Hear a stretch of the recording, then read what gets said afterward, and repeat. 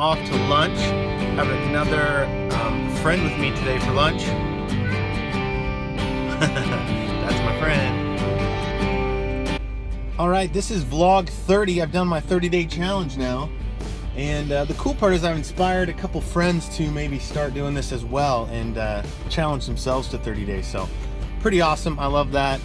Kyle Morrissey, if he gets out there doing this, we will definitely post his link and get you guys checking him out. He has been a buddy of mine since college and love hanging out with that guy and his family, his lovely family. He'll do awesome. Very inspirational. He's one of those guys that can make anything sound like it was the best experience in your life. He kind of inspired me to do some of this sometimes because he just always puts a positive spin on stuff. So anyway, more to come on that.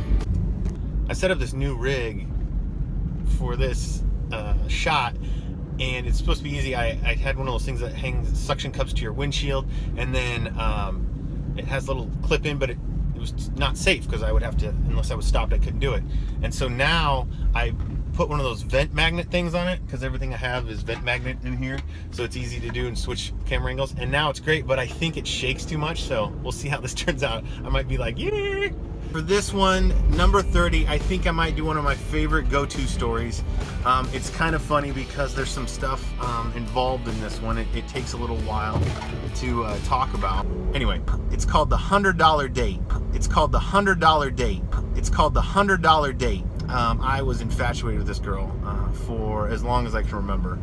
Well, actually, probably since middle school or something like that. We all went to the same. Just kind of one of those things, like I was in choir with her and stuff and everything, but it was like I would talk to anyone or ask out anyone potentially, but it was always the girl that I just wouldn't ask out, right? Those things, like it was the summer before my senior year, and I thought, okay, it's do or die. This is your chance, right? So I'm just gonna do this, but I'm gonna do it right. I was kind of like a crazy romantic and did everything grandiose. And when I mean grandiose, that's why it's called the $100 date. The $100 date. I kind of thought, now what is what you would do if you were just going to woo a woman? Now, the funny part about this is, since then, and maybe around then, but since then, things have changed in society a little bit. The stuff I'm going to tell you could go either way, and here's my theory on that.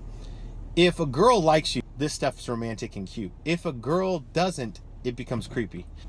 Luckily, I think I fell into the she thought I was cute. Back to the story. So I decided to have half a dozen roses delivered to her. But here's the problem.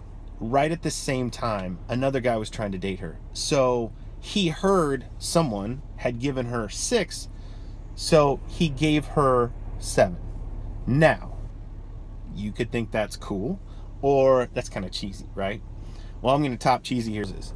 And so at that point, you got to beat the person out, right? So you've got flowers already taken care of. What's the next step in that? That would be chocolates, right? If you're trying. So, I went to Fannie Mae or Fannie Farmer or whatever I don't know, Fannie Mae. I don't know. Anyway, the nice chocolate place in Des Moines, and then you can't just give chocolates. You got to make it interesting, right? Plus, I've already tried to be beat out by 7 roses.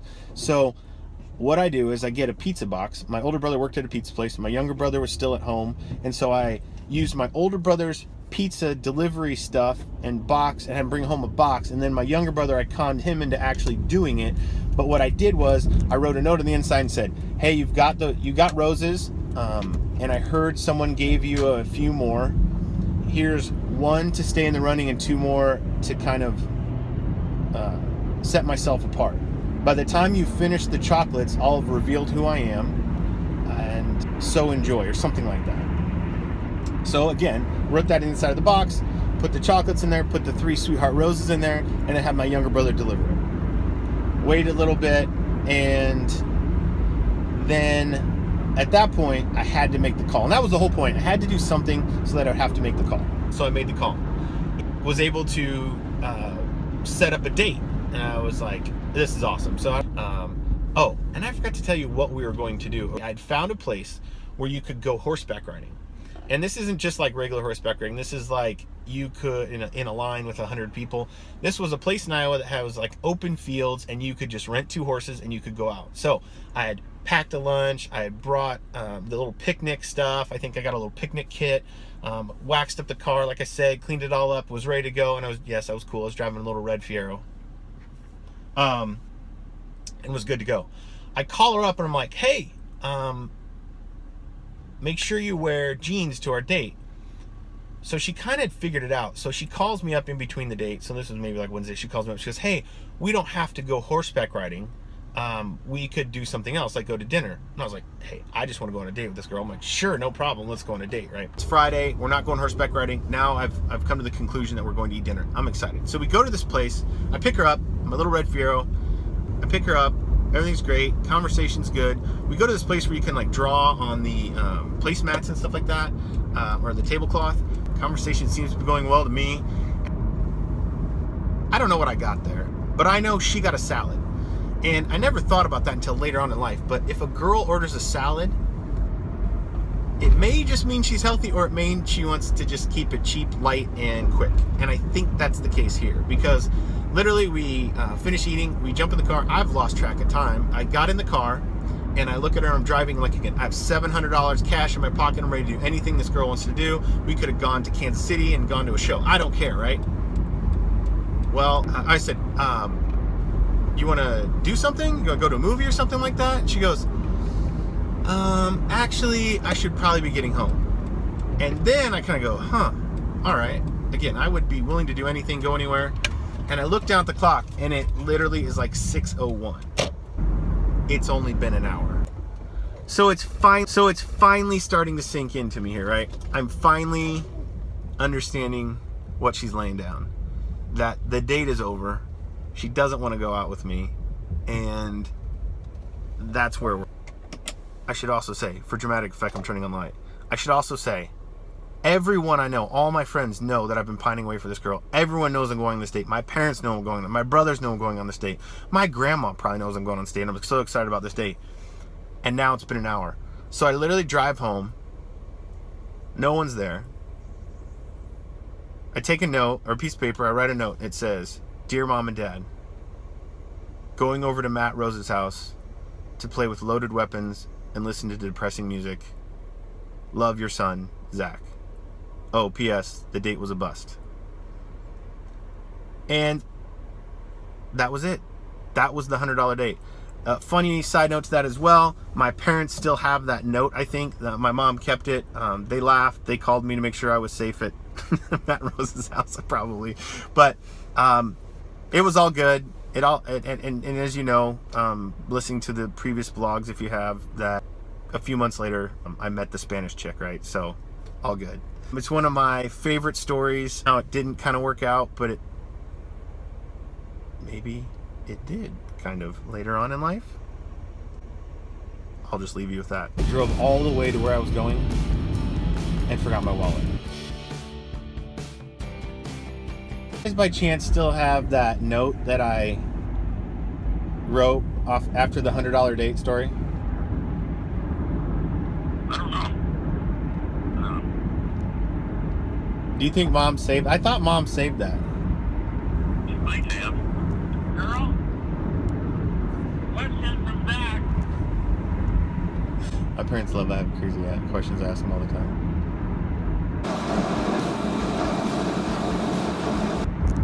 I'll just ask her.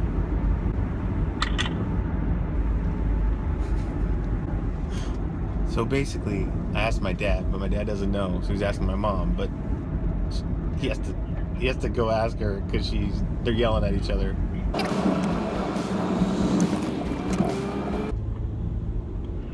said she's not sure. It might be in her box and stuff or on the computer. Have you done why you're allergic to bees? Oh no, that's another good one. The bees, yeah, and the whole process of how I became allergic. Ride the moped and then go in and they want you to fill out a form while you're choking to death. Well, better yet, it's all football related once again. It started back in middle school when I was quarterbacking the, I guess, JV game of the B team back in middle school. And between the A game where I was sitting out and the B game, I was eating a sucker, of course, on the sideline. And the B was underneath the sucker and I stuck it in my mouth. Do you remember this? No. Yeah, the bee was on the... Yeah, so I stuck it in my mouth, and the bee stung my tongue. Double mouth sting. So, yeah, so then I basically have to quarterback the entire game with my mouth completely full of my tongue. It was swelled up. And I was starting to get all blotchy and turning red. And I was like, boo for two! Boo for two! And then fast forward, 5 years or whatever, or 4 years, I don't know. I was at Iowa State my freshman year, and I get stung in the hand at practice, just standing around, because I'm a punter, right? Yeah. And that's how it all started, is my fingers wouldn't work. My 2 fingers where I got stung, so I had to go to the doctor to get it looked at, because they weren't working. And the guy goes, oh yeah, you're probably allergic to bees, so you need to probably just, go in and get some prescription. So I was like, all right. So I'd taken Benadryl, and I was no longer having issues and everything. And then that's when I hit the moped thing. So after that is when I, like the next day, I'm riding to class, and I get hit in the neck with a bee. And the guy, and so I have to go back to the infirmary or whatever you call it, the student death or whatever we called it.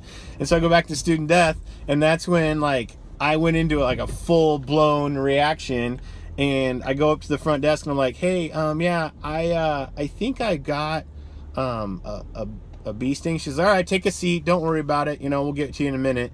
And then I started fully breaking out, turning all red. I start scratching everywhere. I'm like, for some reason, it goes to your pressure points. I'm scratching my crotch, and this poor girl sitting next to me thinks I has fleas or something like that. I'm just going to town on myself, oh my God. So I can't handle it any longer. So I run to the bathroom, and I strip off my clothes. I'm just scratching myself. Anyone walking in would have thought it was the weirdest thing. I'm all red, splotchy, scratching my... And then I walk back out, and I go to the pharmacy instead of the lady at the desk, and I go,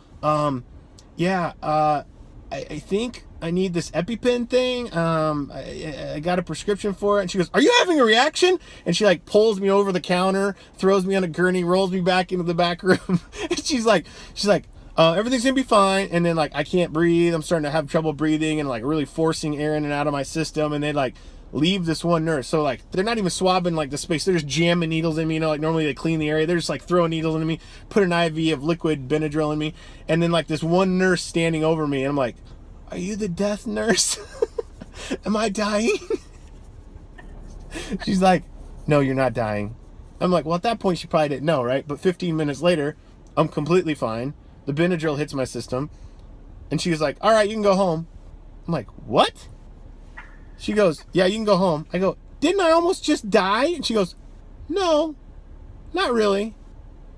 I go, wait a second. And she goes, no, you can go home. She goes, hey, keep taking Benadryl for the next few days until this gets out of your system, and you should be fine. But you should probably get that prescription, or that EpiPen prescription filled right away. So, yeah, that's one of my great stories, again, of football. There you go. All right. Well, thank you. I will, I'll talk to you there. I got to run in and grab something in the house. I would say if it's in your stuff, if it's around. I don't know where I would have it. Mom, I'm your favorite child. I thought you would have it in a shadow box or something like that. I probably saved it in your stuff. Because I'm your favorite child, right? Well, that's right. At this moment. Oh, no. All right. You're bad. Talk to you guys later. Love you. Bye-bye. Love you. Bye. I love telling stories to make my dad laugh.